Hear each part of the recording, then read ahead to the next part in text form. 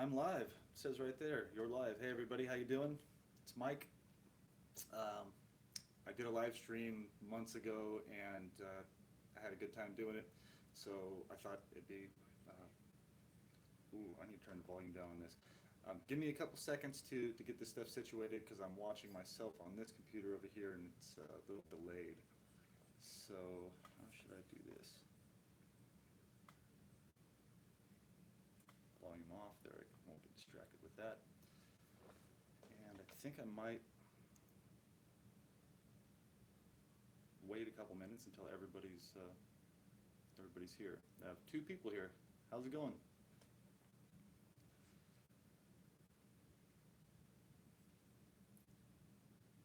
Live trying again. Hi. Hey, how's it going? Okay.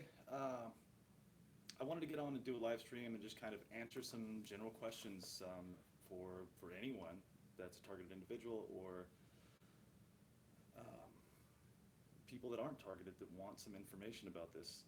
But I did put I put a post out on YouTube asking what topics people would like me to cover, and one was a really good one that might be able to talk about the whole live stream. Um, Targeted Individuals Day is coming up on August 29th, 2018, and I'm here in Phoenix, Arizona, and this is one of the places that they're going to have Targeted Individual Day here in Phoenix. And somebody asked me to give some tips on how to interact with the public during Targeted Individual Day. So I guess it would be kind of a general speaking to the public, not just on Targeted Individual Day, but anytime, because I do this every single day. I don't leave my house without talking to somebody about FISA or people being targeted, contract stalking, organized stalking, gang stalking, all the different terms, and getting a little bit better at it, just because like anything, you do it more and more. Just like my next live stream will probably be a little bit better than this one, and the one after that will be a little bit better. So that's kind of how I do things. So, oh hey, hi in the UK. Wow, it's always cool to hear that people from other countries are tuning in.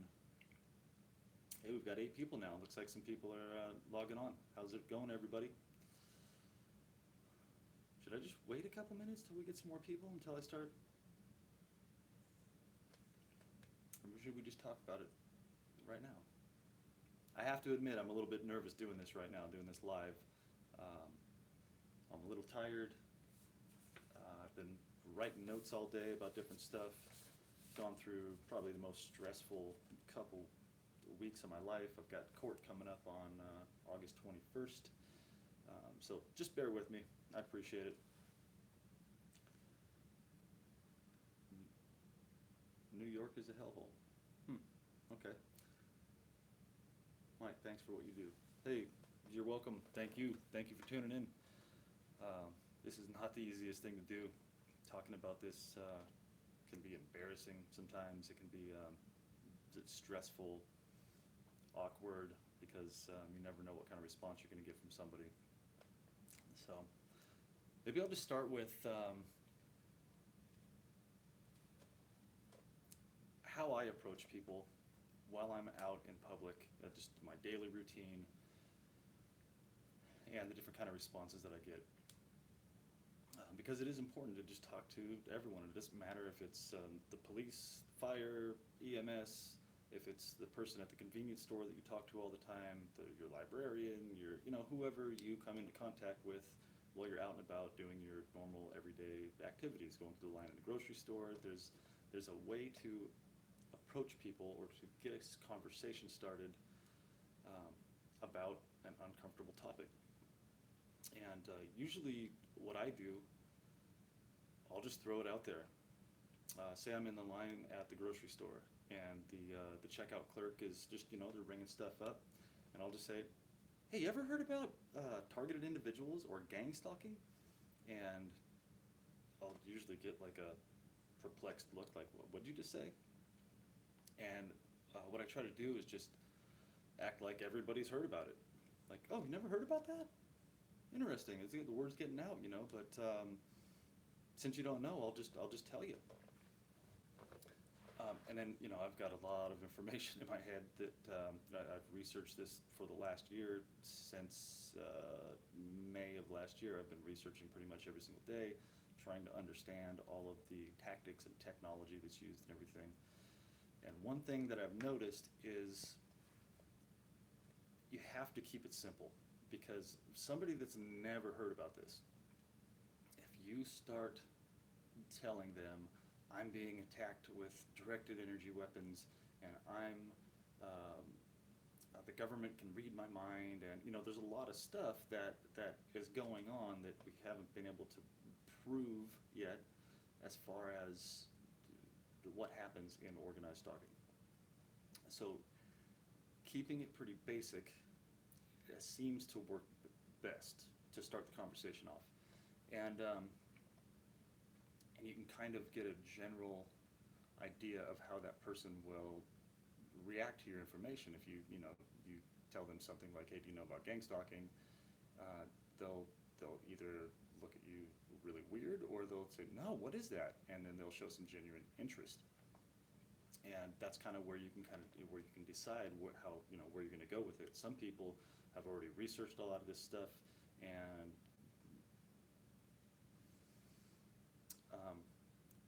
a lot of the more technical information is going to be easier for them to digest, and the people that have no clue, like I said, just start simple. Sorry, I'm getting distracted. I've got a delay, and I'm watching myself move around over here, so I need to figure out how to not be distracted like that.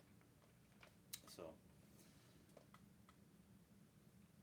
if I get the weird look when I say, hey, have you heard about gang stalking or targeted individuals, just say, oh, wow, I'm surprised you haven't heard about that yet. There's a lot of information coming out about that, and there's millions of people that are being targeted in the United States and around the world. And then I will start with something that makes it personal to them.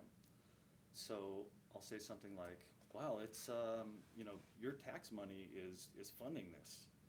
And, if it's something you're paying for with your taxes, I, just thought you might want to be interested in what's going on and where your tax money is going. And, when somebody gets hit in their pocket, like we all know, it has all happened to us, you're like, wait a minute, who's stealing my money? What are they doing with my money? That's kind of a good way to open the door for that. And then one thing else that I'll do is I'll say, have you ever heard of the NSA? And some people have, some people haven't. I'll ask if they've heard of FISA. These are all tangible things that there's information already out, already been proven, that you can talk about. They can go look it up, and all the information's right there. So they say, yeah, I've heard of the NSA. I say, yeah. Did you know that the NSA can look through your camera on your phone? And not just yours, but other people's, like your kids, your mom, your dad, your relatives, yours. They can, anytime you're on your phone, they can turn your camera off, they can turn it on, they can turn your microphone on, listen to what's going on, and basically monitor you at will, without a warrant, without any kind of due process, without being notified, anything like that. And a lot of people are unaware that that's even going on, that that's a possibility. So I go, yeah, there was this guy named Edward Snowden. He worked for the CIA and the NSA and some different places that, he had that information. He saw what was going on. He saw what was, that our Constitution was being completely violated by our government. And he decided that he was going to let the entire world know what was going on. He released thousands of documents explaining how much surveillance we're under. And I'll be like, yeah, I've heard of that guy, and I'll tell him about maybe the movie, the Edward Snowden movie, ask them if they watched it, talk about that, and then Julian Assange, WikiLeaks, and how a lot of those documents and the information made it to WikiLeaks, and how nothing on WikiLeaks has been disproven. So that kind of gives you a ground base to start with. If these people haven't heard anything at all, that's why I keep flyers, because it would take an hour it would take way longer than that, actually. It would take a long time to explain this to people. So I'll just give them a flyer and, hey, man, just research this. Next time you talk to me after you research it, ask me some questions. I'll be glad to tell you what's going on. Let me check my comments here. What's Queen Creek, Arizona? Hey, how's it going? That's not too far from here. Thank you for all your video help. My family involved. Can go to the public. Targeted. Doing good. Thank you. The sound is quiet. Okay, I'll speak up a little bit. I'm just using the microphone on my phone here, so I'll do my best to speak up.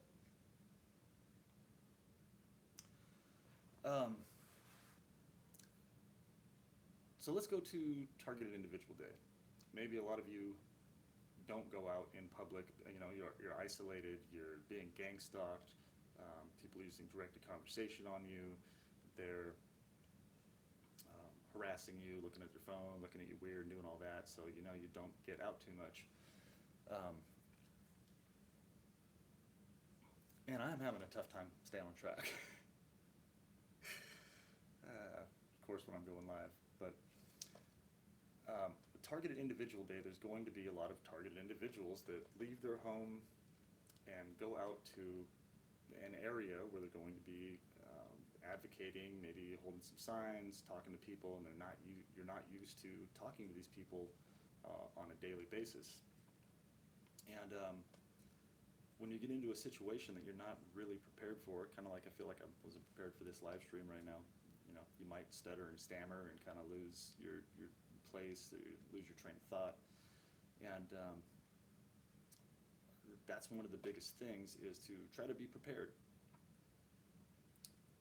with information, with some flyers. But maybe to start out with, like I said, just start with the most basic information. FISA, NSA, FBI, how the intel agencies have basically taken over and gone around the laws that we have by using compartmentalized, classified groups that nobody can investigate. You couldn't even, up until maybe just a few days ago, you couldn't even do a FOIA request, Freedom of Information Act, on the foreign intelligence surveillance. And I almost feel like I'm getting messed with right now. I don't know, I'm having a tough time. If you're wondering who I'm talking to my girlfriend. She's sitting right over here. Hey, everybody. She says hi. Maybe I'm fine. I'm just trying to get on Facebook so I can let everybody know that you're live right now. Okay, thanks. Doing good. She's giving me some positive reinforcement here. I don't know why I'm so, my hands are sweating. Done this, I don't know how many times, talking in front of thousands of people in public forums, and interviewed some important people and stuff like that. And right now I feel like I've never done this before.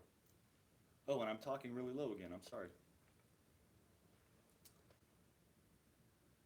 Yes, somebody says, yes, I'm housebound. Yeah, I know how that is. I didn't, I went a couple months where I would only leave the house if I absolutely had to drop off the items from my eBay store, and go just to the post office, go to the grocery store, pay some bills, stuff like that. That's all I would do. And then I started to get to the point where I would get out more and more. Oh, they said hi. And but it does get easier as you go. So, but yeah, just when you get out into public on Targeted Individual Day, or just any day, just be prepared with some easy to digest information. When you go out, wearing a suit isn't really necessary, or suit, tie, and all that stuff, but maybe on that day, dress as professionally as you can. Even if just some slacks, a collared shirt or something like that, or even, like I have this Targeted Individual shirt, something like that would be good, and people would be like, wow, there's a shirt for this, maybe there's something about this. And, I think one of the toughest things to do while you're talking to people in public is not reacting to their negativity. because so many people, especially if they're perps, and there are going to be perps out there, I can almost guarantee it, not almost, you know, they're everywhere we go. So imagine if everybody gets together, think of how many of them are going to be there too. And some of them will act like they're interested, and then they'll wait for you to give some good information, and then they'll say like, I think you're paranoid. You know, these, you're crazy, you're paranoid, you're just these canned statements that everybody, you know, that they say, and they're not willing to listen to the information. When people say, because I'll be in line at the grocery store, I was talking to a guy who had an ASU hat on, I said, hey man, do you know about the DARPA project right down, you know, at ASU? Do you know anything about that? And I started talking to him about targeted individuals, now people are gang stalked in organized fashion, and he just looked me in the eye and goes, I think you're a little paranoid, buddy. So that's when you have to be prepared with some information and say, actually, I'm not paranoid. I can understand how you feel that way because this sounds like something out of a science fiction movie. It sounds like something that would be impossible that's going on. But I have plenty of information right here in this flyer, and if you could just give me a couple minutes, I'd just like to tell you some of it, and then I'll give you this flyer, and then you could do your own research. And you know, after you do your own research, then you still think I'm paranoid, then you know, that would be your opinion. You know, something like that. But stay as polite as possible. As hard as it is, you know, you've been persecuted by these people for so long, depending on how long you've been targeted, but it's really frustrating when people do that to you, you know, and it's just pushing back, and you have to hold that in, at least until you get home. You go home, hit a pillow or something like that, you know, and get that frustration out, but keep it inside, stay as professional as possible, stay as polite as you can, you know, call people sir or ma'am, thank them for listening, you know, that kind of stuff. Just be polite and be as professional as possible, and when they start coming at you with all of this negativity, stand your ground, but you know, stay positive, don't react. There are going to be people that are trying to get some of you to react while you're out. And when I say some of you, I am not going out into public on the 29th. I'm sorry, I would love to be there, but as some of you know, I was arrested in January. I've been going through this whole court process.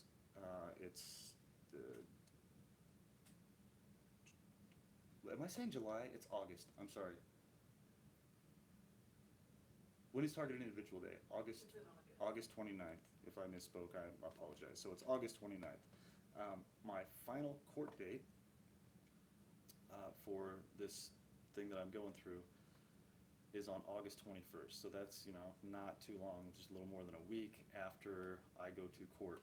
And I'm either going to come out of court on probation with a felony, or I'm going to be going back to trial pretty soon if I decide to go to a trial and fight this thing, and I'm still not 100% sure. Either way, that's way too close after that happens for me to go out and put myself out there and give myself a chance to be in handcuffs again. So I'm going to do everything that I can from the computer, from home, through social media, and just not put myself in that situation right now, because I want to be around to help all of you in the future, and it's just it might be a bad thing for me. So let's see here. How are the comments going? Thanks everybody for being patient. I'll work into this, and I'll get going here a little bit better. Yeah, they don't care who you are. They target children, seniors, women. Yeah, that's definitely a true thing. They don't care who you are. The perps don't care who you are. The people, the general public that don't have an understanding what this is, if they know that people are being targeted that are children and senior citizens, people that are vulnerable, you know, some people still have compassion, and they'll listen to you.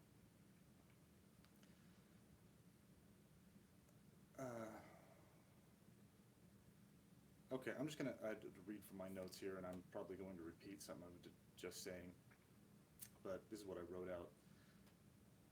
before I started this, conversation about targeting with the public. Be ready with basic, easy to understand information. If we go into much detail about advanced technology right away, people will lose focus.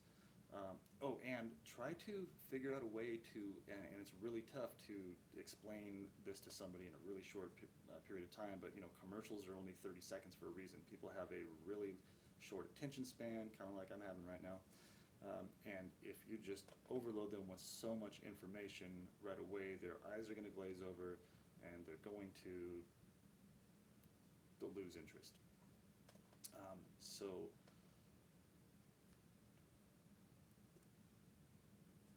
anyway,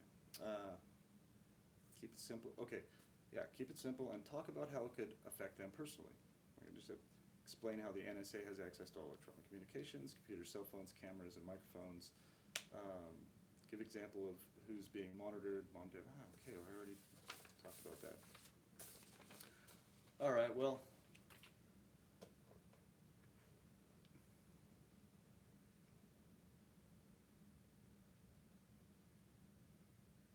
India G, do not take it personally. Many of these perps are good people whom have been told a heap of lies about TIs. They think they are doing this to keep the country safe. You're absolutely right.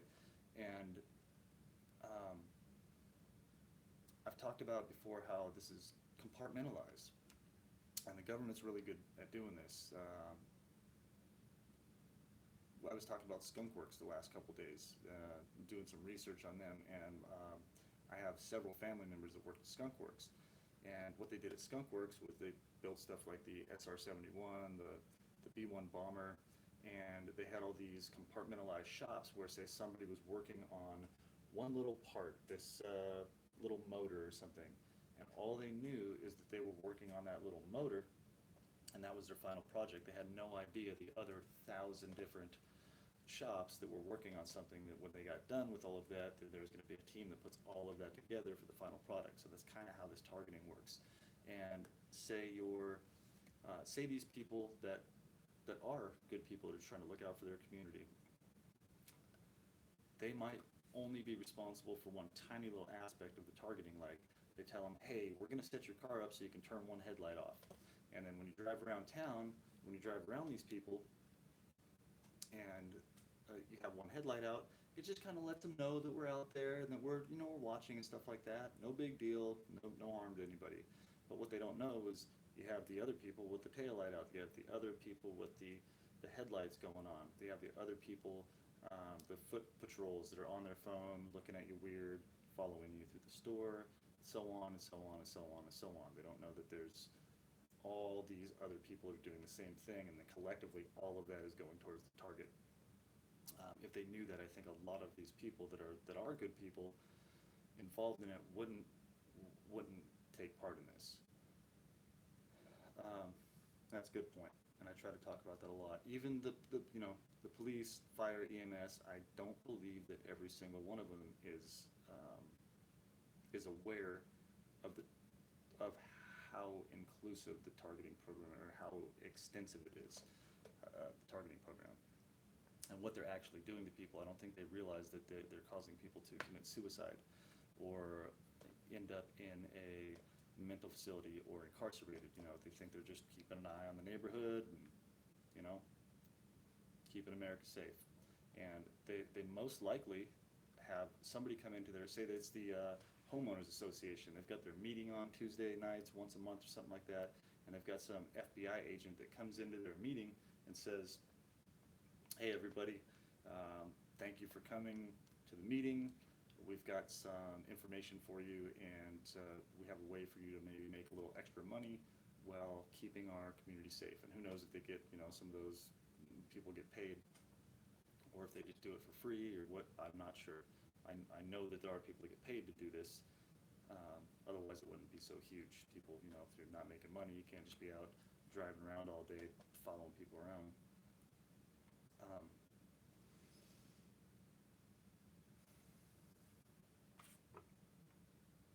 All right. Well, this might be one of my toughest videos so far. All right. Thank you for the heads up. I had no idea. Oh, okay, so somebody didn't know about Targeted Individual Day. 25 people watching now.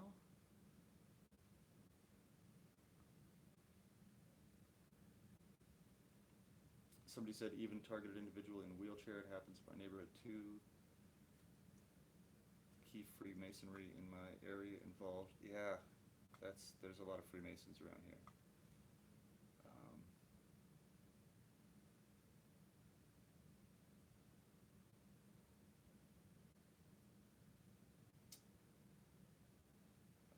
Carrie Mary said, I talked to my perps, my area as 5 in 1 area, and my wheelchair back my home. I knew what was going on. Okay.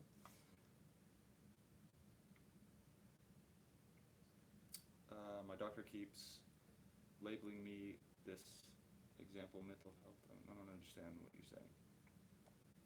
And, oh, interesting that the lawyer told you to get a psych assessment.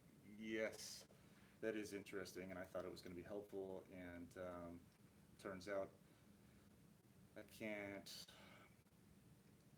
call those people out and say that's exactly what they were doing, that they set me up, but I have experienced direct conversation in the office, actually one of the worst direct conversations that I've ever experienced. Yeah, I'll just tell you about that one real quick.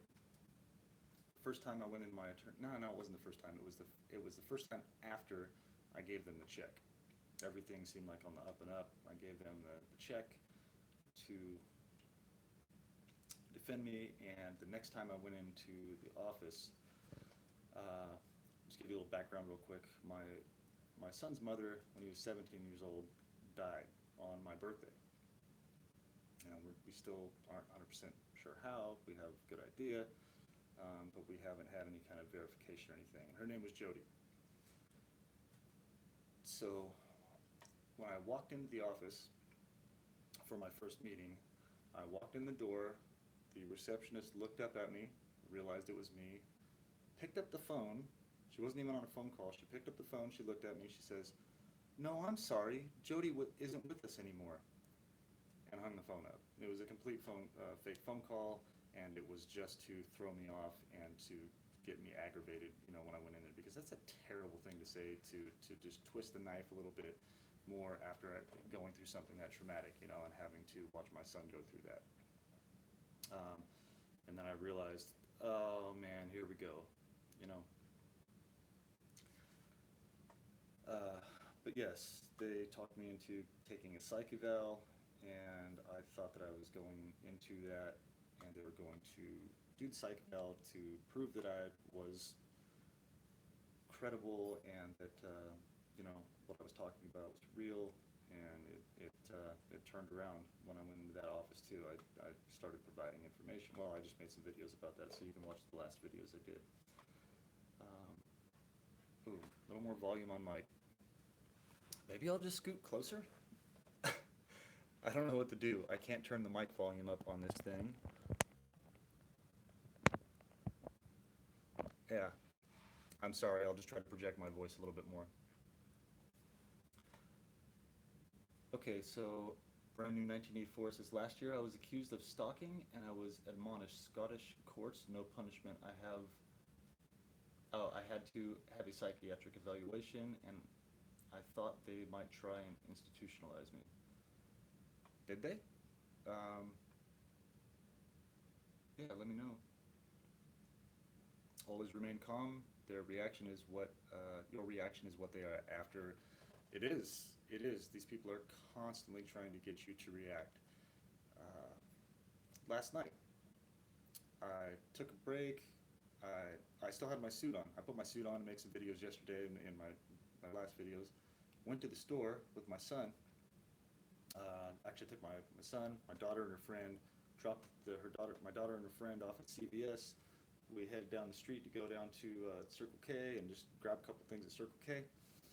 I get in line, and there's 3 young men, I don't know, maybe in their early 20s, probably maybe a little younger, I'm not sure, but they're back behind me, snickering and laughing really loud, louder than people normally do, and they're like, "Look at this guy, he's looking really snazzy today."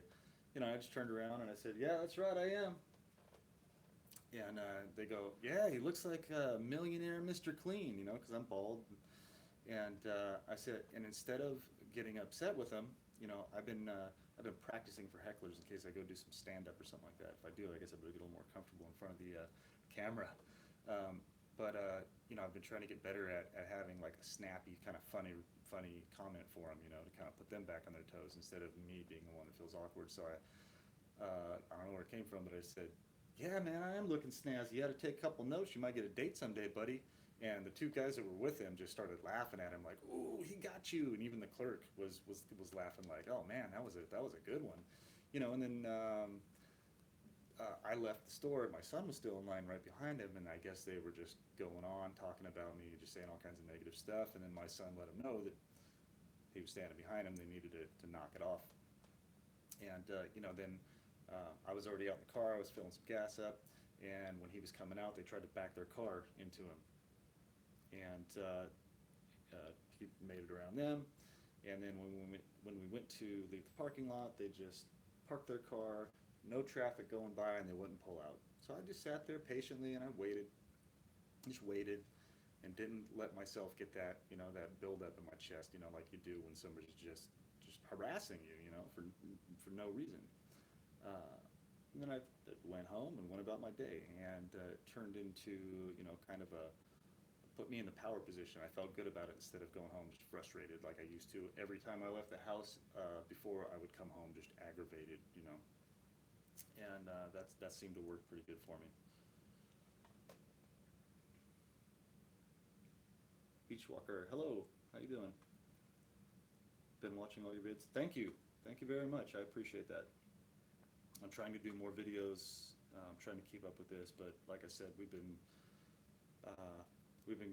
going through it. There's been all kinds of stuff going on. 2 days before court, my son got in an accident right out here in front of the house. We're still not 100% sure how it happened. I don't want to go through it too much because he actually has court. He got arrested for that. But we made some videos about that.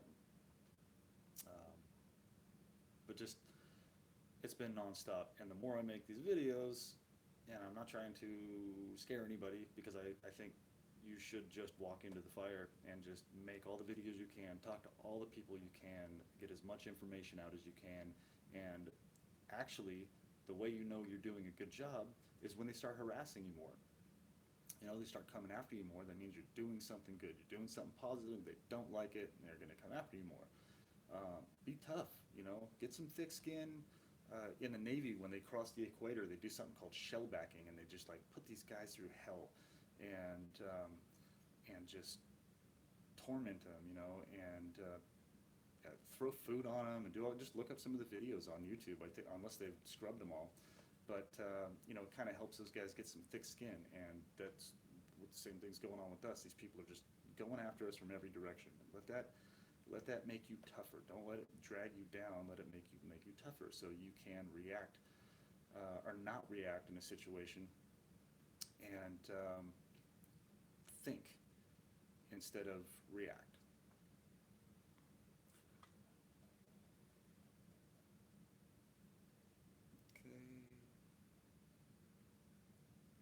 I agree, attention spans are short. We need to make information concise and to the point. Yes. Fellow U.S. Air Force vet here too. Hey, buddy. Hey, brother, sister. I'm sorry that you're going through this. Nobody deserves this. I can't believe they do this to veterans. I'm sorry you're going through that. Find me on Facebook, on Twitter. Send me a message. Tell me some of your story.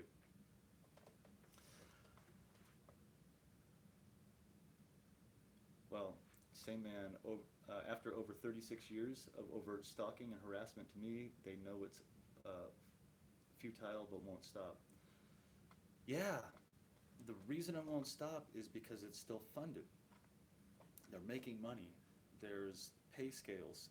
Ken Peartree, I don't know if you guys know who that is. He actually was a E8 in the Air Force. I believe he worked in finance, managed and figured out projected annual costs for huge budgets and stuff like that. He wrote out like a flyer with a breakdown of how much these people are possibly making and how much it would cost to target an individual for a year. And it's a lot of money. I think for 1 to 2 targeted individuals for a year, it would cost close to $4 million.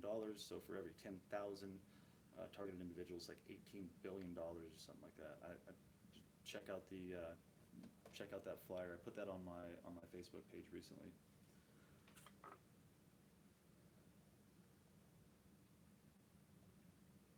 All right.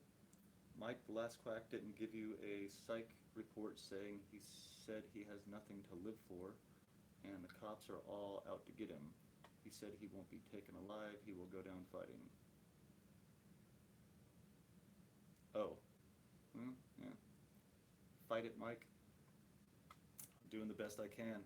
I'm fighting trying to stay focused right now, actually. So thank you guys for sending me some messages because this is going to be helpful. I know I got off topic and I really didn't have a script that I was going to go through. I just wanted to get on here and start talking to some people and just get, throw myself into this and start getting better at live streaming. Ooh, yes, and I'm sorry. Diane J says, has the targeting ever affected your online business?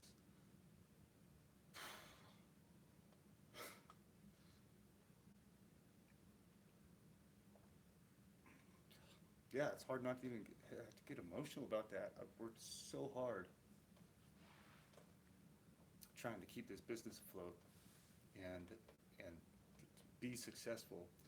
And every single day of my life, I have people harassing me through the messages. They will purchase a product that and it says their shipping address is overseas, so I invoice them for overseas, but then it's a domestic package, and then I have to return money for their shipping, or they get the address wrong, and they won't update the address, and then the item is shipped late, and I get a negative mark for that.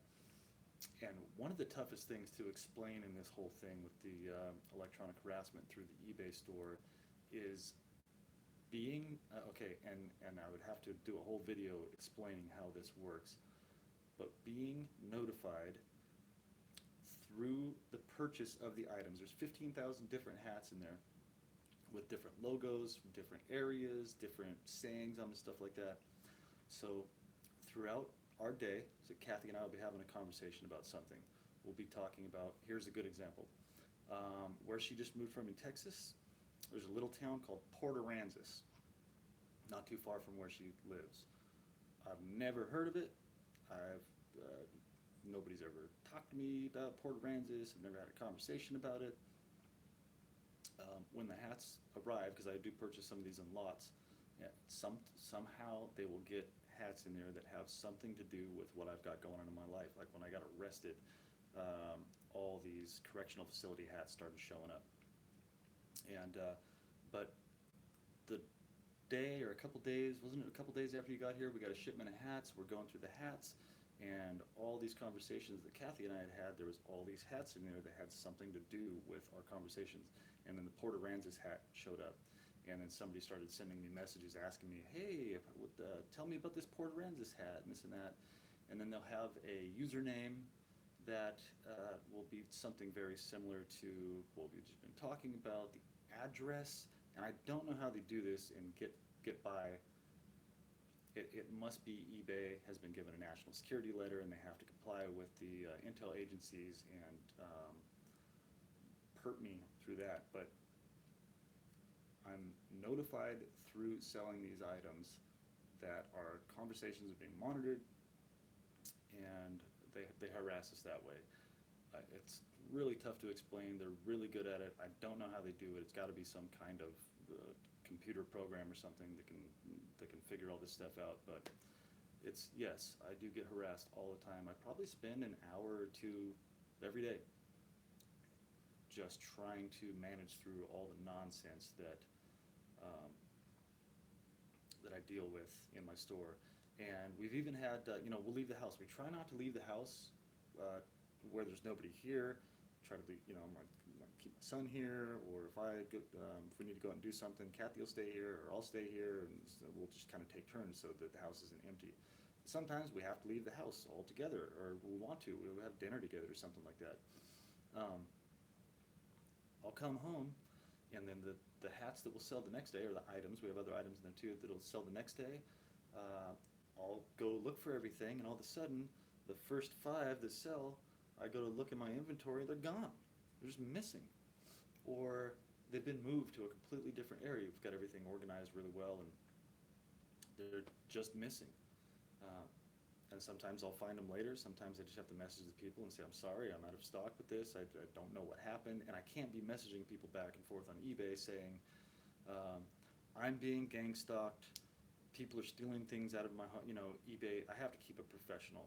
And if these people aren't perps, I can't be just like typing them out there like, I'm just trying to buy a hat. I'm trying to buy something small, and I don't want to know about all this stuff. So I have to keep that separated from the business in order to not get that shop shut down, for being,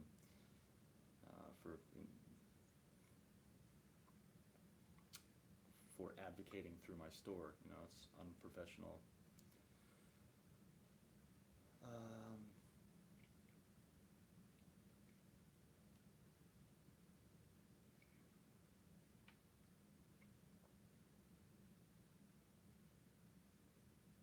Advanced Micro Devices. How you doing? Mike should sue that psychologist quack. Mike can certainly file an official complaint because of the anti-Trump statements made. I thought about that too, man. Which shows the psychologist is politically biased. And I really think the guy did some research on me. Like my Facebook page is open, and I've got some pro-Trump stuff on there, and I think that's part of what, or somebody came to him and gave him the information, like they do with all these people that we interact with, and they're like, hey, this guy's, I don't even call myself a Republican. I've always registered independent, more libertarian, but I've got views from all of the sections. I like some of the Republican stuff. I like not very much of the liberal stuff. I like socialized medicine. I think everybody should have an opportunity to have health care. So I kind of mix all of my views and opinions all over the place, and I don't like to join just one specific group. I just try to think about the issue and make my decisions that way. But yeah, the anti-Trump stuff, man, when he was in there, I couldn't believe that he was telling me that, and he waited till the very end to tell me that, and it was like, yep, I'm doing this because of your political views. So yeah, thanks for pointing that out. You're exactly right. It's completely unprofessional. Well, not to mention all the other stuff he did that was unprofessional, like not listening to what I was saying and trying to gaslighting me. Okay.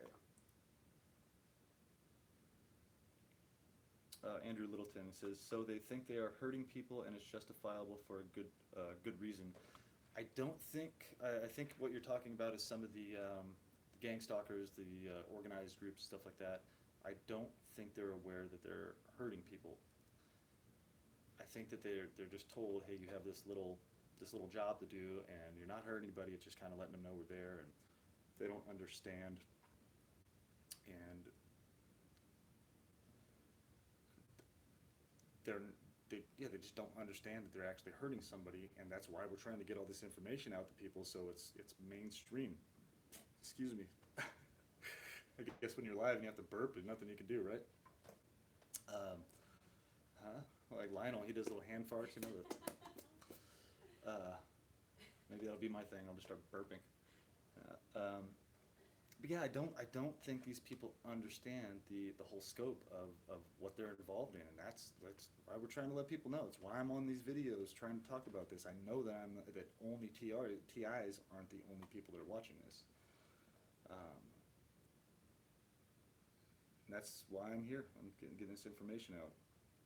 If enough people become awake and they figure out what's actually going on, they see the amount of targeted individuals that have died, either through suicide or been killed, how many people are in mental institutions, how many people are incarcerated because of this program, not because of their character or their actions,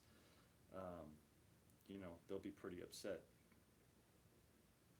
I've talked about Daniel Holtzclaw quite a bit. He was a police officer in Oklahoma City that was targeted, and they railroaded that guy, man. They charged him with like 36 counts of rape. They convicted him of 18. They put him away for 236 years, and I really don't believe that that happened after all of the testimony and all the evidence and everything, and then they had like secret meetings in the court.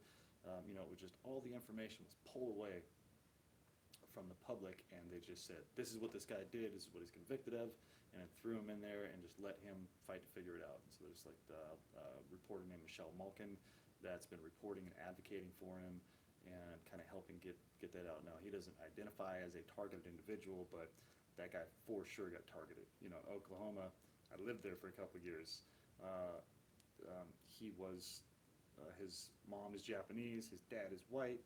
A lot of parts in Oklahoma, they are still not okay with that.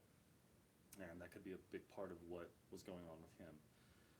Either that or he knew some information that he might have been getting ready to put out, and they wanted to make sure that they ruined his reputation and put him away for a long time, so he couldn't let that information out. I don't know why they did it, but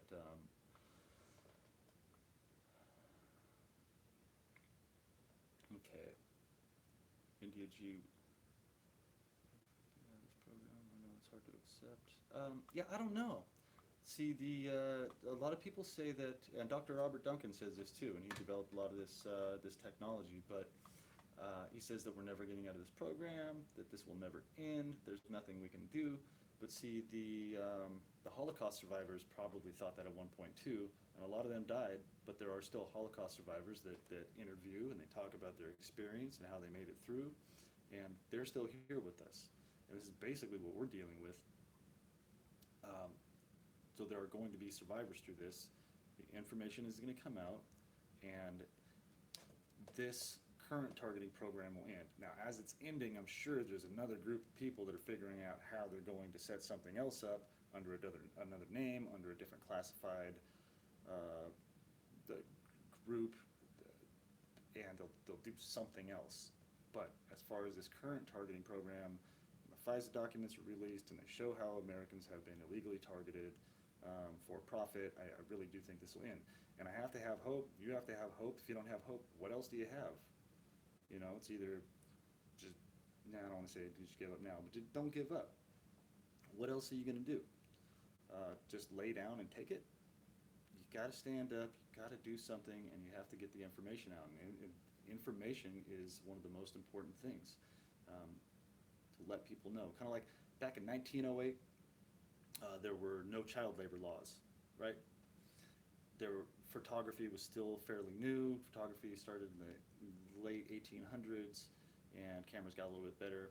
1908, this photojournalist went around to all these businesses that were making products, and they had little kids working on, making clothes, making all this different stuff. Some of them weren't getting paid, and that guy went out and took photos of what was going on, and he found a way to get all those photos out into the newspapers, and then people saw that, and then guess what happened next?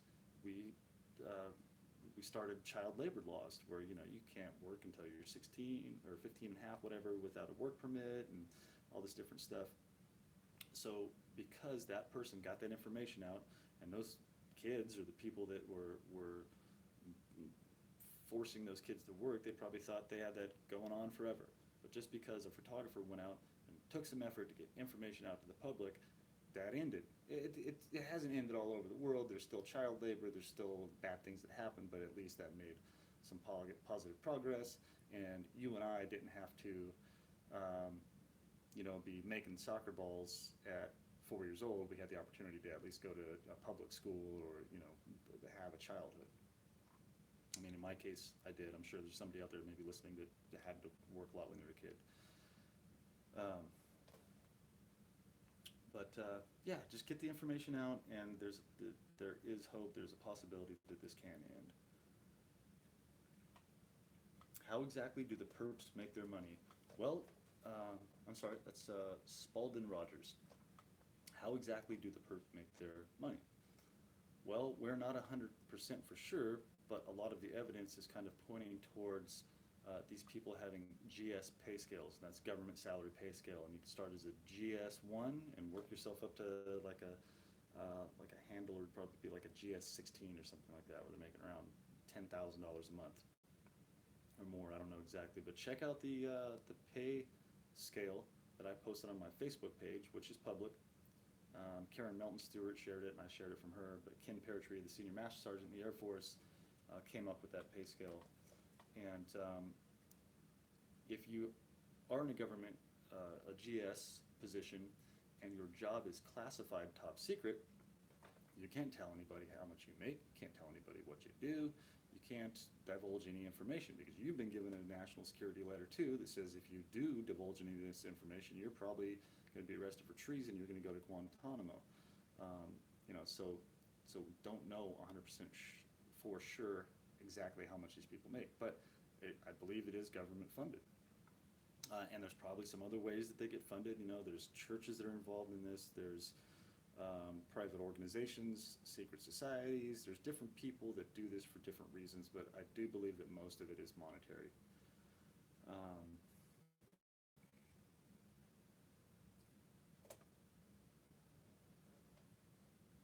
I can't turn up my volume. I've got my microphone here, and I don't know how to do that, but I will work on that for the next one. I'll try to figure out how I can broadcast a little bit better.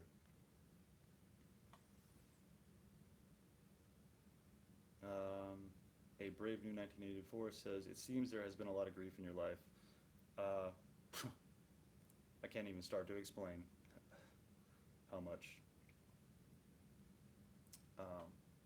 But I made it through.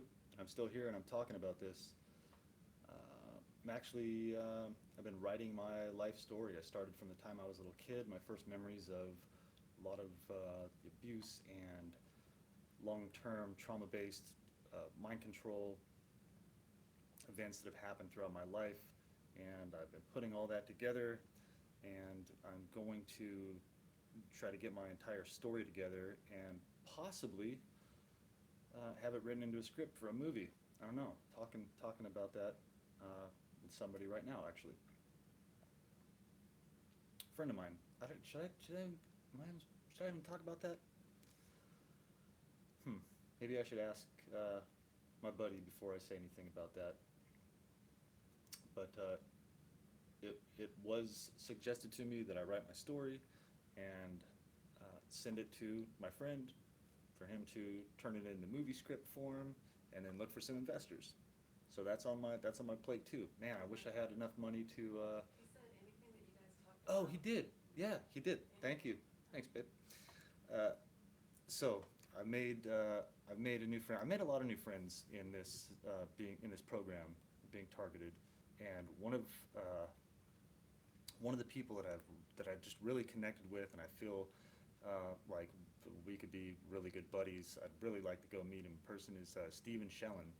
We've got a lot in common. We're both artists. We both say, "Hey, man," just like multimedia, like movies, stuff like that. And he actually called me a few days ago, and we talked for about an hour and a half, and he gave me a bunch of good information regarding my own personal life story, or not, let me rephrase that.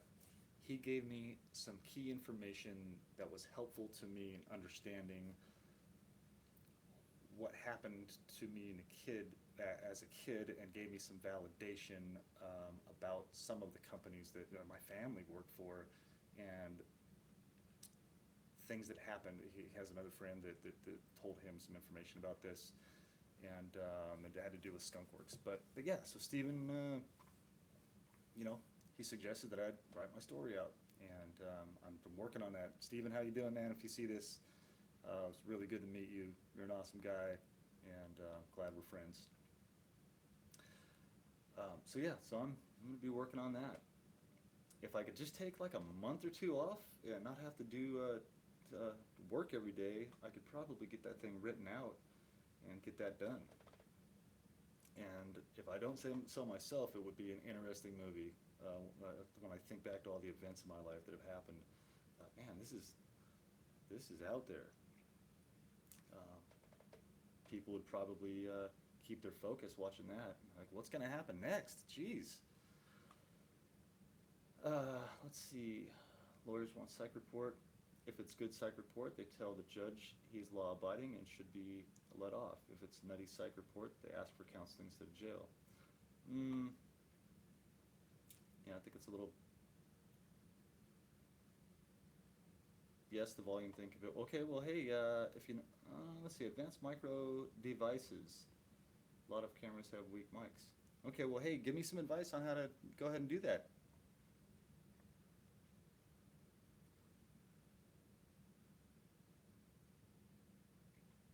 Anthony G, how have you been doing? Well, I've just been talking about that. Like the t-shirt, need to turn up the volume, please. How about you guys turn the volume up on your computers? There's a little knob right there too. You can just turn that up. Or your phone, you can turn that all the way up too.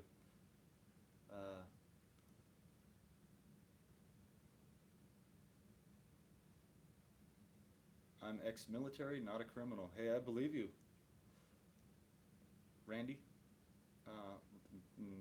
Well, I shouldn't say none of us are criminals. There might be a few people within any group that are criminal, but yeah, this way this program works is they try to make you look like a criminal.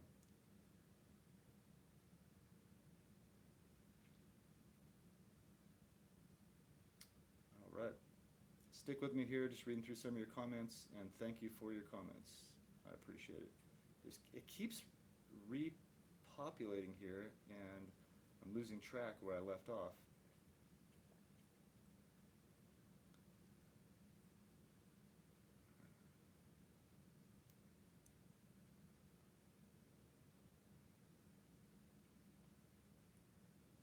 Okay, I'm sorry, I don't know what to do about the volume. Deal with it, I guess. I'll just try to make it better next time. As far as right now, there's nothing I can do.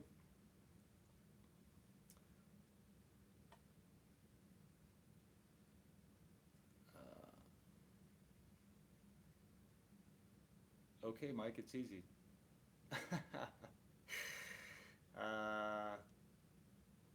Yeah, I'm starting to feel like you're a troll. If it's so easy, tell me how to do it. Right here, put it in the comments. Tell me how to do it.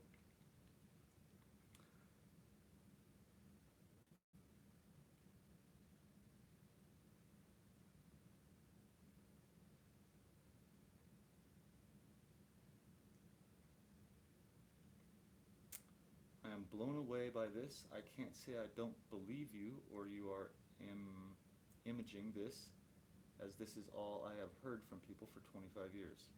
I don't know what you mean by that. Mine started after researching 9/11. That's when I noticed about 2015. Yeah, ditto. I was a crash rescue firefighter in the Air Force during 9/11. I was at my home and got a knock on my door, and somebody knocking on my door telling me we were going to war. I got activated, and I was at work for like 20-something days with a flak jacket and a helmet, walking around the fire station out there at the base, making sure we didn't have any IEDs around the building or anything like that. Andrew Littleton, same here, Marine Corps. Hey Marine, hoorah! How you doing?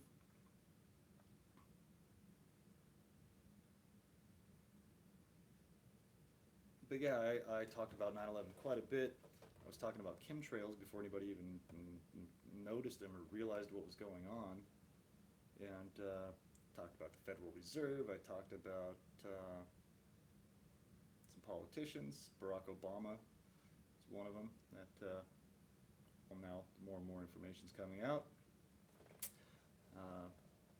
proving me right.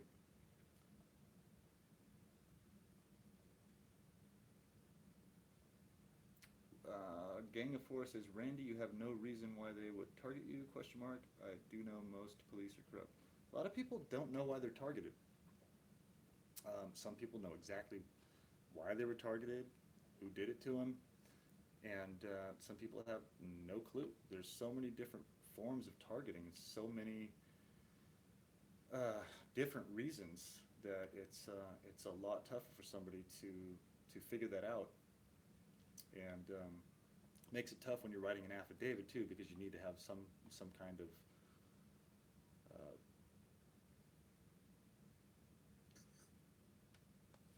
way to write it out, and when your story's so complex, it's really tough to kind of put everything in line and explain what's going on, and it's such a cluster that it's really tough to get through.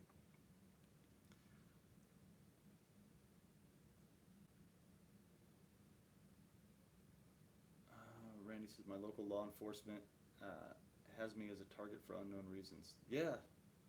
You know, I don't even think that the police department knows why you're targeted either. All they know is that they follow orders, and they're told by whoever gives them this information that they need to do these things. And in the military, we had standard operating procedures. Your SOP, you'd have for your job. In the Air Force, it's an AFSC, your job title. And in your shop, you'd have this book with your standard operating procedures. And so, like, say a jet mechanic, guys that worked out in maintenance, they've got their book, they open that up, and their job is written out at a 5th grade level, so basically anybody can understand it, and they go step by step by step by step. So those standard operating procedures are written by somebody above them, and they basically just do their job and follow those orders. So I think a lot of these police officers, firefighters, EMS, and the other people that are in the organized stalking groups, they're not told why they're doing this. They're not told anything other than, this is your job, you've got to go do it. And they do without asking questions. And that's one of the big problems right there, is people doing their job without asking any questions. People need to question everything.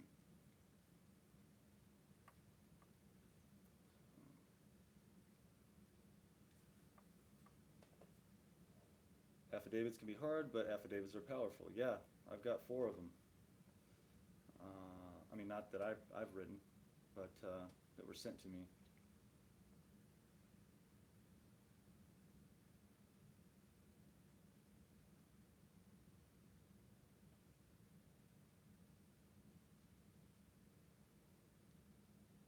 The implants, okay.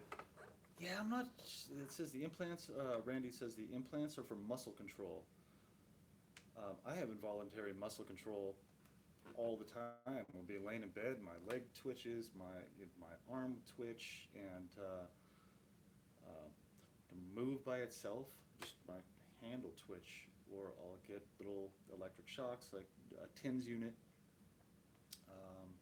The pinpricks in the bottom of your feet or in the side of your leg, I get them all over. They move all over the place, and it's not something that's normal.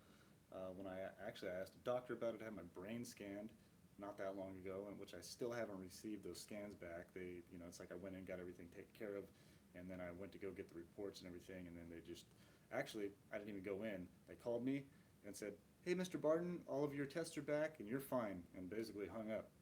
So I haven't revisited that to go get my brain scan and to get the other stuff. But the guy said, that doesn't make any sense. That would be neurological. You'd have something misfiring in your brain or something like that to make your limbs move or whatever. But I don't know. I don't know how they do that, but I know it happens.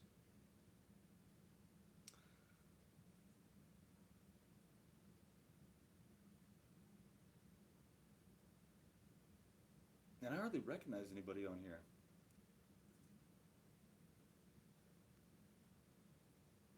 Got 45 people watching right now.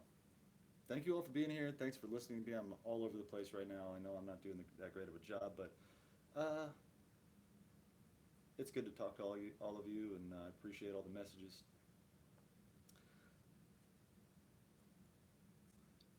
Okay, gang, for Love for Truth. I am convinced this pedophile targeting goes up to the highest level, not including President Trump, though. I was just talking to Stephen about that a couple days ago, about how high up this thing does possibly go. And I won't go into too much detail about my childhood, but I'll just show you something real quick. Be right back.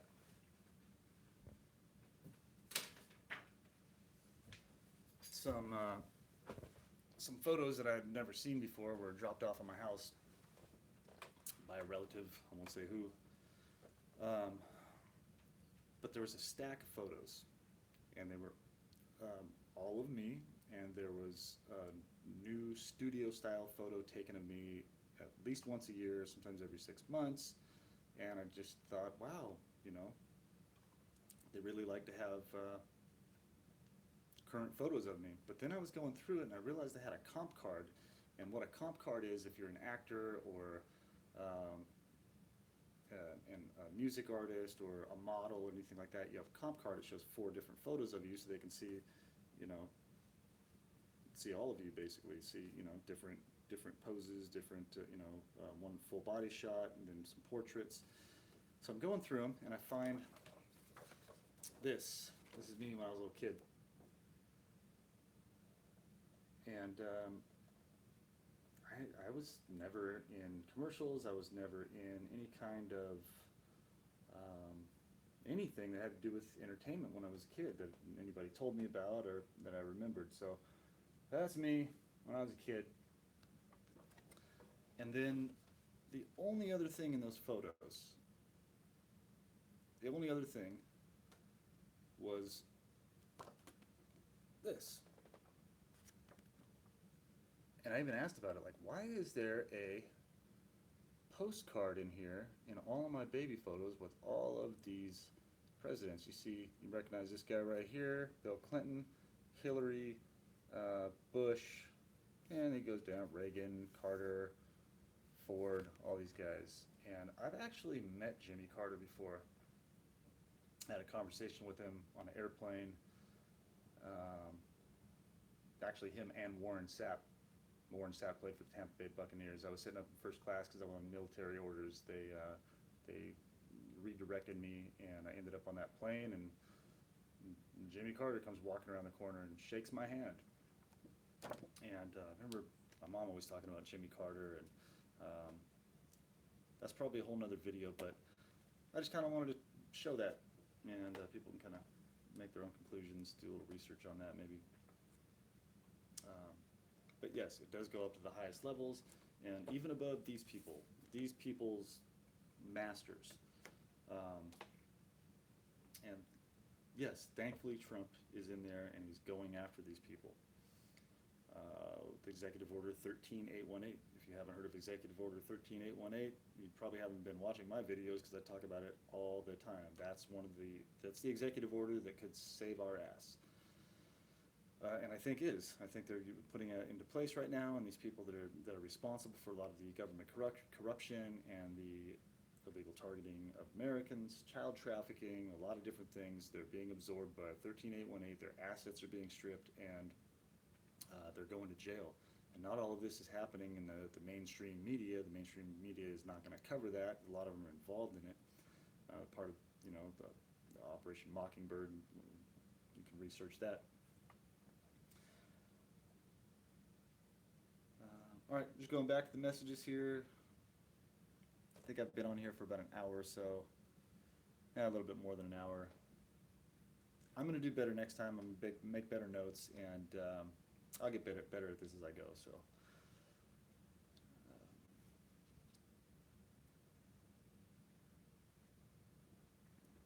yeah, Randy says, thank you. This is much needed. Good to talk to others going through this. When you feel crazy, just remember there's these others.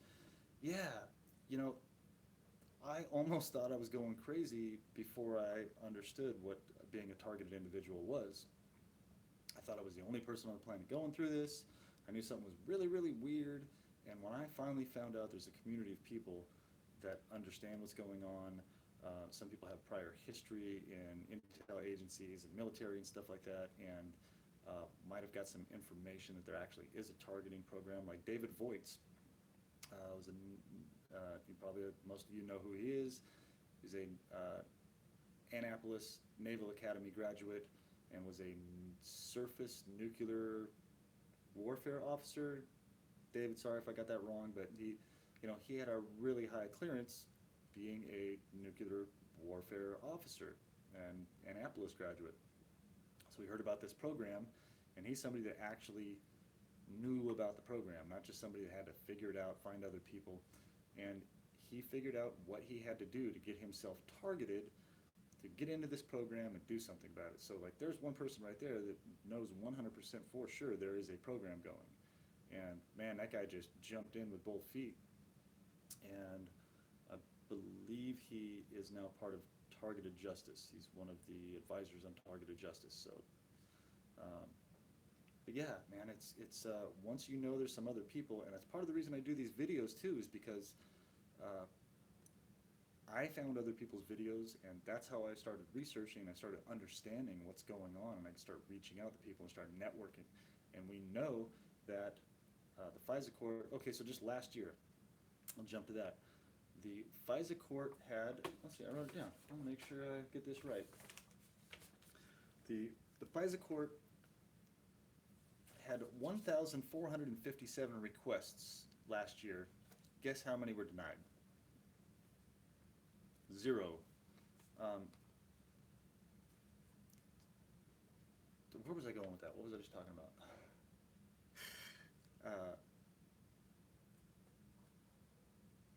Man, I'm losing my train of thought so much today. Sorry.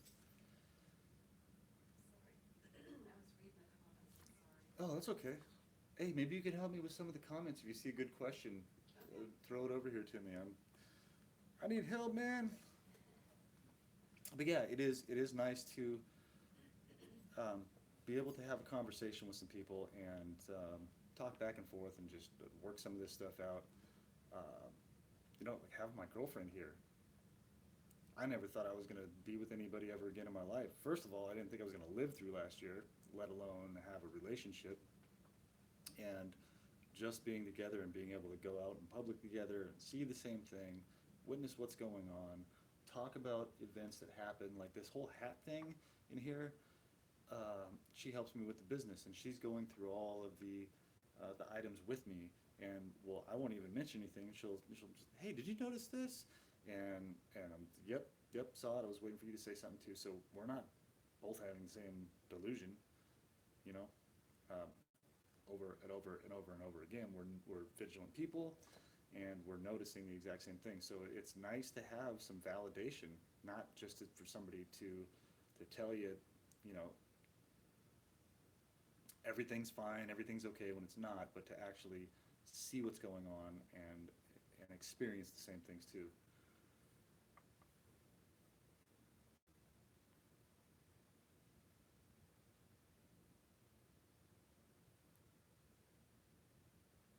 You're doing fine, dude. Thanks. Thank you.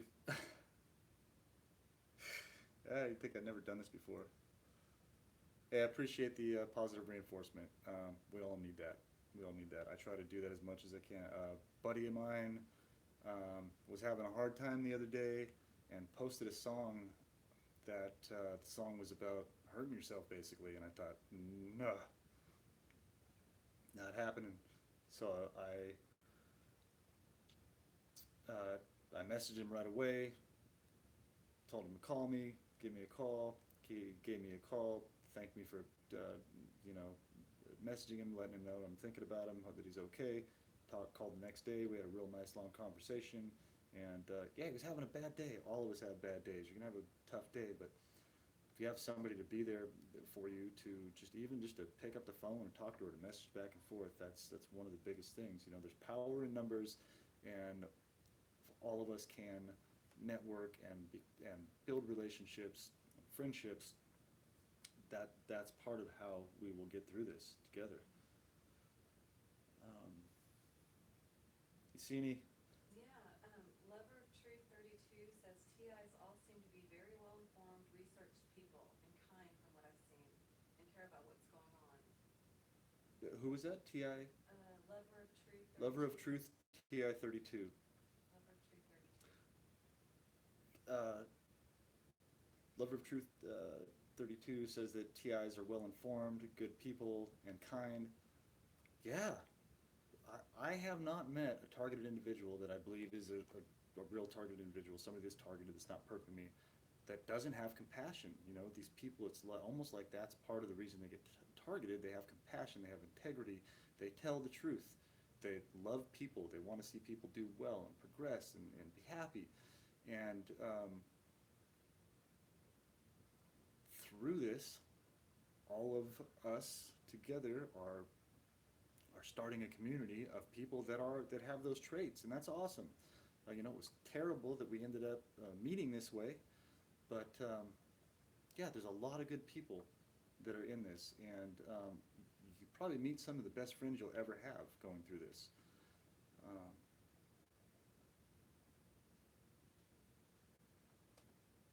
yeah, there's one sitting right over there on my bed talking to me right now, and yeah, so don't isolate yourself. Keep in contact with each other. Look out for each other. If you see somebody having a bad day, you know, do what you can. Do what you can to help them. They'll be there for you too. Um, I found out in 2005 the man I was living with forgot to tell me he was an ex-con convicted of raping at knife point a married nanny who was 6 months pregnant. Yeah, that would probably be some good information to know. Um, I'm not even sure how to respond to that. Sorry that happened. Um, yeah, I've been in a couple relationships in the past where they kind of forgot to tell me some information too, but you know, you find that out after a while. Um, yeah, I don't know really what to say about that.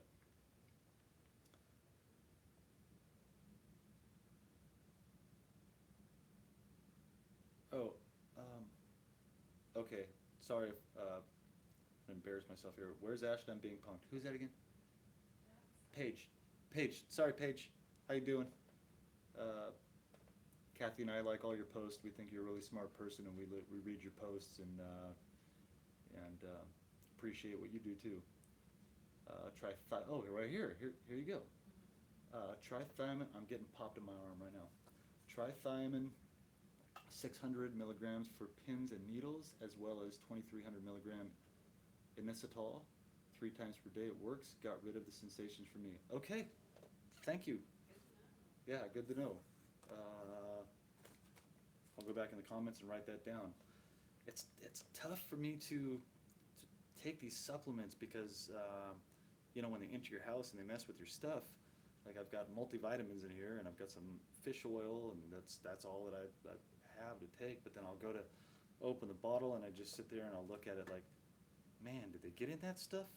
You know, so I need to find a way to do something to make it more secure to be able to take that stuff more. But yeah, definitely, you know, there's some science to this whole targeting program, so there's got to be some science that can help counteract the effects. And thank you, Paige. Um, Randy says, I'm sure the perks do not like these chats. Let's keep them unhappy. hey, yeah, absolutely, Randy. That sounds exactly like something a Marine would say. You just go face to face with them. That's right. They don't like it, and you know, like I said, the more the better we do, the less they like it, the more they're going to come after us. So, yeah, let's keep it going. I think what I'll do for the next live stream is put some feelers out there, ask some questions, what people would like me to talk about, and I'm going to have a syllabus, and I'm going to talk about that topic for 10, 15 minutes, and then I'm going to move on to the next topic, and then when it's after an hour and a half goes by, the live stream will be over, and it will get to the point where we can really cover a lot of information. Okay, so Brave New 1984, I'll be frank, I don't think Trump will help anything. These guys have people anywhere, not to mention the shadow government, which has been hearing a lot, which we have been hearing a lot more recently. So if you would like to know more about the shadow government and the deep state, which actually are two different things, I know this thanks to Kevin Shipp, I'm sorry. Kevin Shipp, SHIPP, he was a former CIA agent, and he is cracking a lot of stuff open about Hillary Clinton and the connections that they have with the deep state, and outing a lot of these people. He's doing an awesome job. Definitely check him out. But I have to disagree with you on that. Executive Order 13818 was signed in December of last year, And since they signed that executive order, like 30,000 people, yeah, I don't know if I have that number right. A lot of people have stepped down. CEOs, um, CFOs, people that are higher up that are making decisions, some of these corporations that I believe were, Eric Schmidt stepped down from Google. And this was right after that executive order came out. All of a sudden, there was this flood of people stepping down, um, resigning from their job, people in higher government um, capacities stepping down from their job because they know that if they're still employed, if they're still running business under the same way that they were before, that they're going to get swept up in 13A18. And they still might be because they were involved in it before, but that executive order started a chain reaction with all these people. Look up like Jordan Sather. I believe he talks about that. Jerome Corsi has talked about it. Excuse me, a lot of different people have talked about how many resignations there have been since that executive order came out. Because they'll have their assets stripped. But yeah, just look into that. And if you don't know who QAnon is, and I'm sure people will say QAnon's fake, but QAnon reminds me of kind of like WikiLeaks. WikiLeaks has not been disproved one time. There's not one document on WikiLeaks that proved wrong. QAnon has not been proved wrong one time. Everything that QAnon puts out there ends up happening over and over and over and over again. A good person to watch regarding QAnon is Praying Medic. Praying Medic. He's my favorite, and he puts out a lot of good Q information. So just look into that. Look into Q. Look into the Executive Order 13A18, and well, just start with that, and then understand that Trump knows who Q is, and he signals all the time. He'll be up on stage. He'll make a little Q symbol, and he'll say some very vague things just to kind of let all of us Q followers know that, hey, I'm following too. I'm in contact. I'm watching. I'm listening, and I'm using this information. So I think that Trump's doing something. There's Abraham Lincoln. There was John F. Kennedy, and now we have Trump. But that's my opinion. If you hate me for it, fine. You'll learn down the road, and I hope I'm not wrong. But that's where I'm at right now. I feel like he's doing what he can, and that's why so many people are so pissed off at him that know what's going on in the deep state, in these groups, these child traffickers, these people that have just completely sold our country out. They know that he's doing something about it, and they're scared shitless. So yeah, of course they're going to hate on him and use a pickaxe to destroy his star. And what does that do? What does it do when you take somebody's hat and you throw it out in the street? It just shows that you are intimidated and you're afraid of what's going to happen. So anyway, yeah, I disagree. I think Trump's awesome. And now I don't think every single thing he says is completely professional, and maybe not every decision he makes is perfect, but who's perfect? Put yourself in that position and see how well you do. Don't let them isolate you. It's exactly what they want. Keep as many friends as possible. Yeah, and it's really tough, especially after you have let them take you there because you were unaware that the stalking was covert, and your friends and family are slowly being pulled away, and you're just getting more and more and more isolated, and you get to a certain point where you haven't left the house, so you have to basically start over again. You have to restart and get yourself out there and not be affected by the sensitization and the all of the nonsense that goes along with it. But it really does help. And I've even reconnected with some of my old friends that I thought I would never talk to again, that are they're following me on Facebook now again, they're following me on Twitter. An old friend that I had actually had talked to me about some surveillance that was going on with him. He was back in Fresno, and he was the truther too. Really smart guy, awesome skateboarder. He owns a physical therapy business. He owns the place. He doesn't work at one. So he owns the whole facility, and he's always been into a lot of the same kind of stuff that I have, and he was getting some kind of surveillance too. I don't think he was fully targeted, or if he is, they're still in the covert phase. But I reconnected with him. It was so awesome. I couldn't believe that I heard from him, and even one of my friends back in Clovis that is a police officer. And this proves that not all police officers are bad people or all involved in this. I connected with him. He's following me on Facebook again, and that kind of gave me some hope. Like, wow, he's not gaslighting me. He's not stalking me. He's listening. So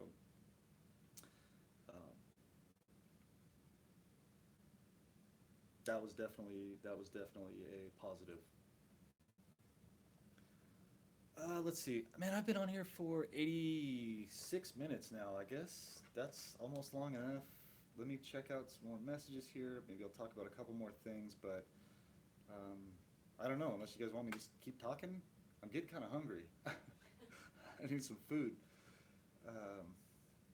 That's one thing definitely too that I don't know how much it's affected you people, but the stress and the anxiety of this whole thing affected my appetite.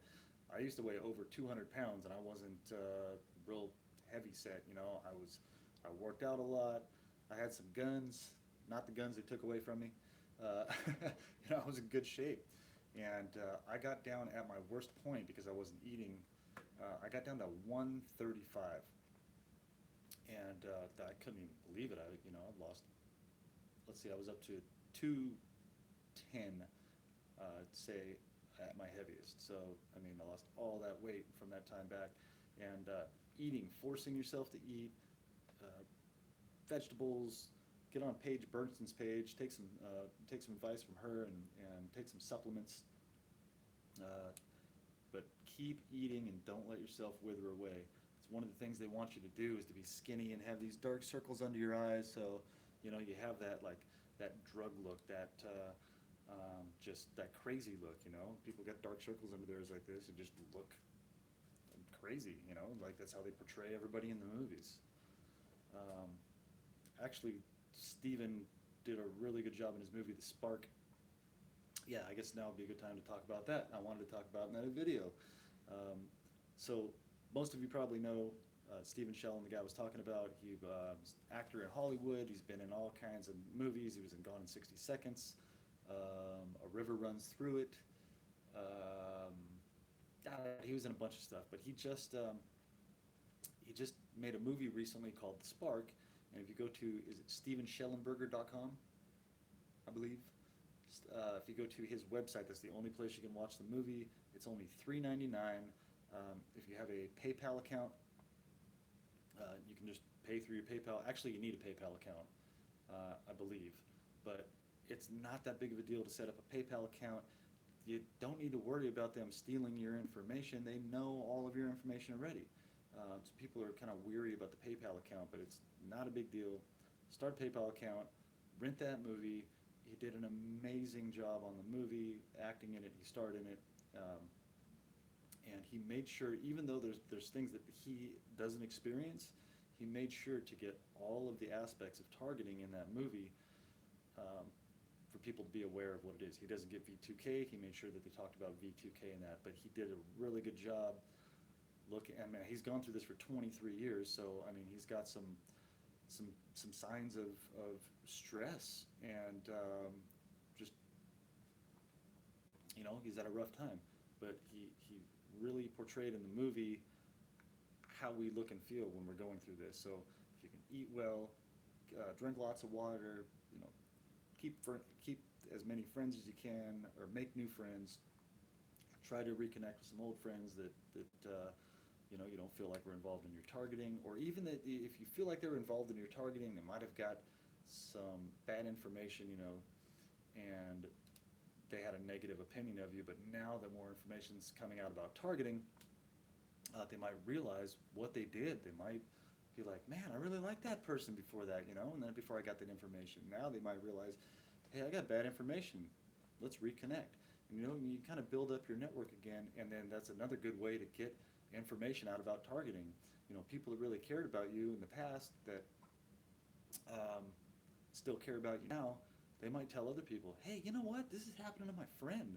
Or if somebody tells them about targeting, that my friend was going through that, you know, and then kind of like a viral video on the internet, you know, it's going to go viral, people just communicating in person. So just try to, as scary as it is, reconnect, make friends, and get yourself out there. Just don't react. I can't say don't react. Do your best not to react to all the nonsense that's going on. This is no-touch torture. I don't want to say they're not going to kill you because you never know with like the car accidents. I've been in a few staged car accidents, and I've almost been run over by some big rigs. I mean, I've had some really, I had a guy pull a gun out on me. You know, stuff like that, but you can't hide away in your house forever, you know, hoping this will go away. Get out there, go talk to people. Friends are overrated. Keep your circle small. Yeah, you know, I don't. It all depends on the. Oh, hey, American Sovereignty Media, how you doing? This is somebody I connected with on either Twitter or Facebook recently, and hey, thanks for being here. But yeah, I don't. I don't know if I agree with friends are overrated. Too many friends are overrated. You know, when you're trying to be everybody's friend, you don't spread yourself out too thin. Yeah, keeping your circle small is good, but having your name out there and having being visible is good. Janine Torres, keep your cool. Yeah, keep your cool. I don't know if you're telling me to do that right now or just in general, but thank you. Let's keep praying for other TIs, that they see the light. This is God's way of making sure they stay saved. He loves you so much. That's a big thing in the TI world. Some people say this is only spiritual. The only way you can do this is be saved by Jesus. Some people say that has nothing to do with it. It's all scientific. You know, it could be both. Who knows? Do any of us really, truly know 100% for sure exactly what it is? Could be spiritual. There could be, you know, actual demons. There could be, I don't know. I don't know. I've said this before in my videos. I call myself an agnostic. I believe in Jesus Christ. I believe there's a God. I pray every morning when I wake up. And every night when I go to bed, and I don't just pray for myself, I pray for all of you. And, you know, that's kind of where I'm at with that. And sometimes when I tell people that, they're like, the only way through this is to accept Jesus Christ into your heart. Don't try to force somebody into your thoughts. You know, maybe say that on your page or offer advice. Don't tell them the only way. It's kind of like somebody saying, God doesn't exist, there's no hope for you, don't believe in Jesus. You know, let people have their opinions and just kind of work through this the best you can. Keep an open mind. That's all I can say. That's my opinion about that.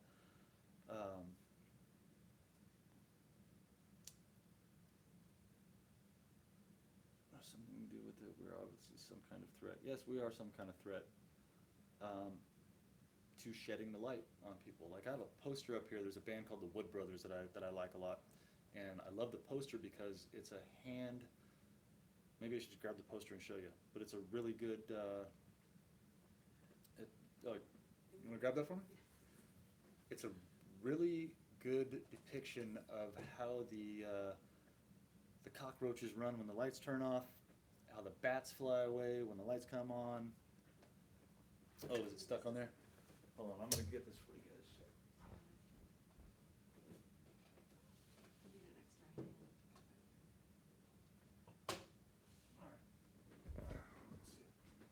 So,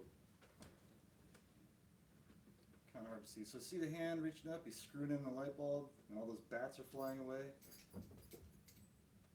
You know, we shed the light on this stuff, and that's what's going to happen eventually. That's a good band too, by the way. Check them out. Wood Brothers. I was lucky enough to photograph them live. That was fun. I was in San Francisco.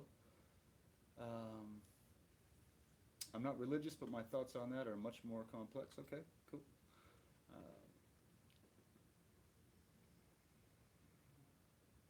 that was everyone. Keep your cool, lol. Okay, just telling everybody to relax. I follow Christ, but not religion. Hey, that's, yeah.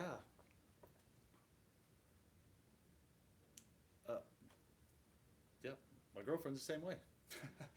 You know, organized religion. You know, she's a Christian. She believes Jesus Christ.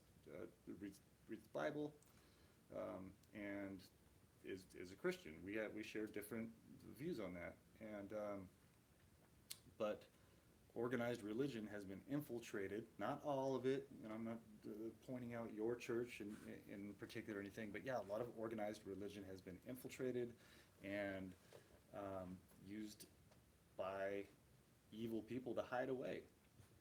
You know, and say, well, I go to church. You know, that doesn't make you a good person if you are following.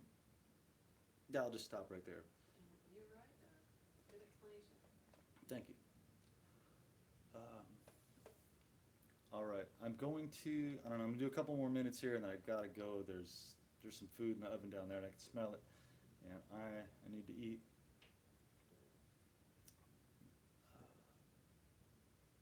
Okay, so it looks like we're having a debate back and forth here about God, Sourdough knows that album, great album. sourdough. Sorry, it's an inside joke between us and some. Yes, it is a great album. Sorry, I just got sidetracked by that.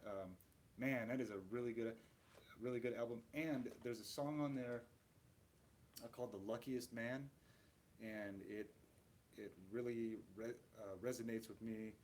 I didn't know why when I first heard it, but listen to that song "Luckiest Man" by the Wood Brothers. Look it up on YouTube. They play it in a hallway, or in a stairwell. It sounds amazing. The guy's got a really good voice.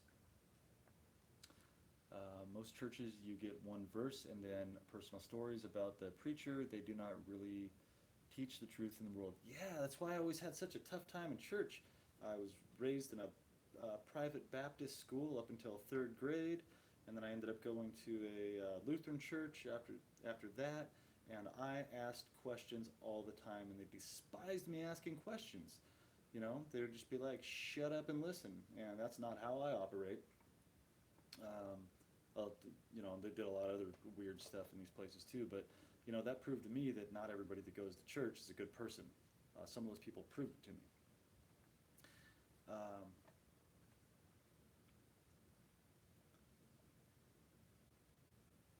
I know my name is funny, but I like to bake, and I wasn't using my real name here. No, it has nothing to do with you. It was just something that happened a while back, and I'm sorry we weren't laughing at your name.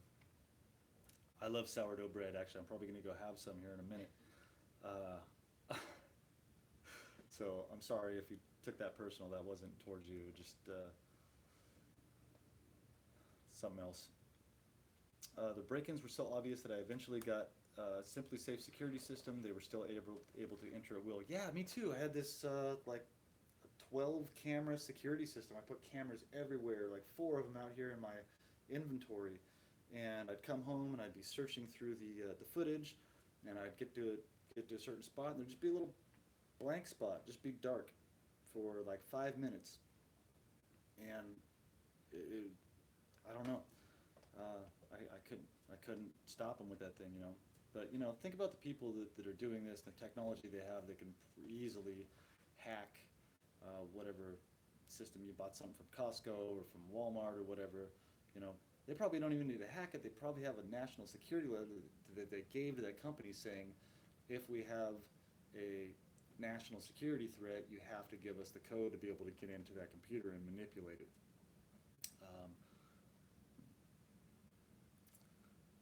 GoFundMe for a lawsuit. Oh, okay. Man, it's tough to collect money for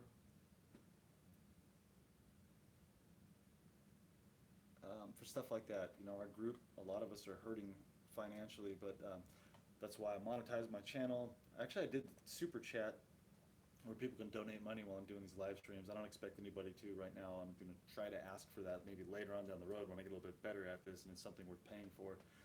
Um, but yeah, man,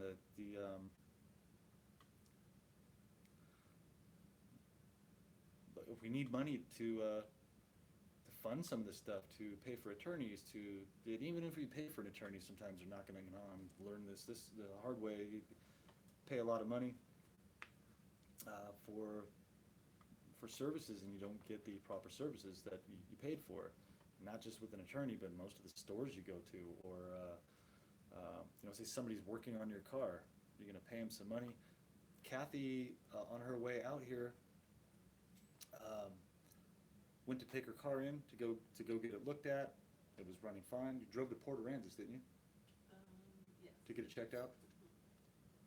Drove her car about 40 minutes, I don't know, is it about 45 minutes from here? Anyway, she drove it half an hour, 45 minutes away from her house, drove fine, took it into the shop. They took the car in where she couldn't see it, and all of a sudden she started hearing some noise, dunk, dunk, dunk, dunk, dunk, and the guy comes out and he's like, oh, some belt, she's not even sure what belt it was, your belt just broke.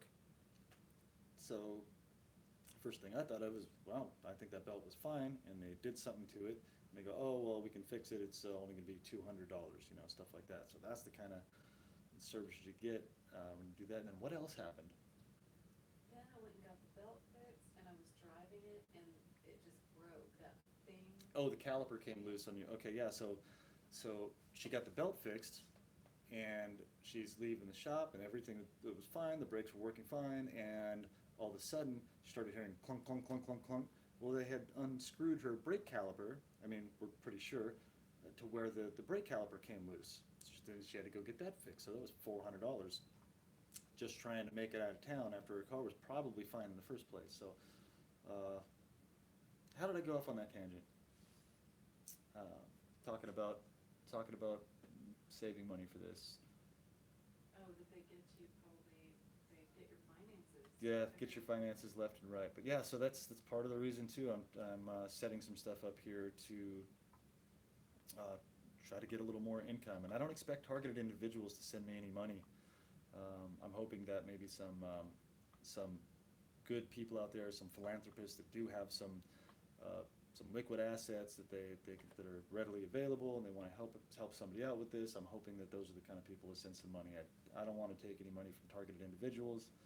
I see too many people asking for money from TIs, and we're the wrong group for that. We need funding from outside of this. Hey, Dees, how's it dank? You were on the last live stream. How you doing? I think you guys are in Canada. Every job they interfere with, vehicles always been sabotaged. Yeah, yep. Yeah, last time I took my truck in to get new tires, I was driving home, and my hubcap, I've got 20-inch wheels on my truck from Chevy Yukon. The center hubcap just gone by the time I got home,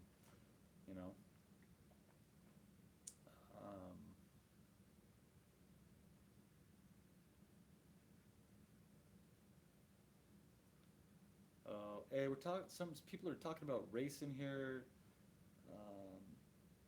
Yeah, let's leave this out of my live stream. We're all the same. We all bleed red.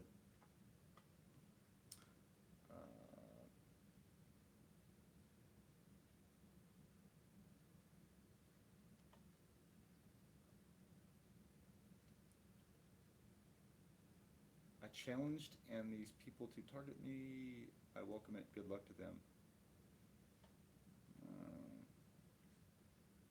What's my email address? Just find me on Facebook or Twitter, Michael Barden, number 8. Or just find me on Facebook. I'm not giving out my email address on YouTube. And on Facebook, you're Mike Barden. Oh, am I? Okay, on Facebook, I'm Mike Barden. I forgot. Thank you.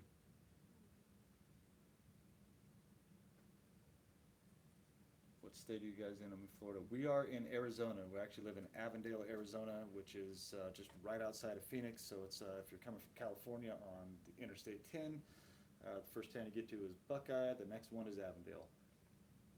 Um, there's other targeted individuals in this area in Phoenix. We have a friend that lives right up the 101 here, about 15 minutes away, one of the people that actually started targeted justice. And Arizona seems to be one of the hotspots for targeted individuals. Just in my experience from all my research and listening to everybody talk about a lot of this stuff, the worst places seem to be California, Arizona, Illinois, Georgia, Florida, and Texas. Yeah, those seem to be where Maryland. Those seem to be really big areas where, and Colorado. Yeah. I mean, there's targeted individuals everywhere and all over the world.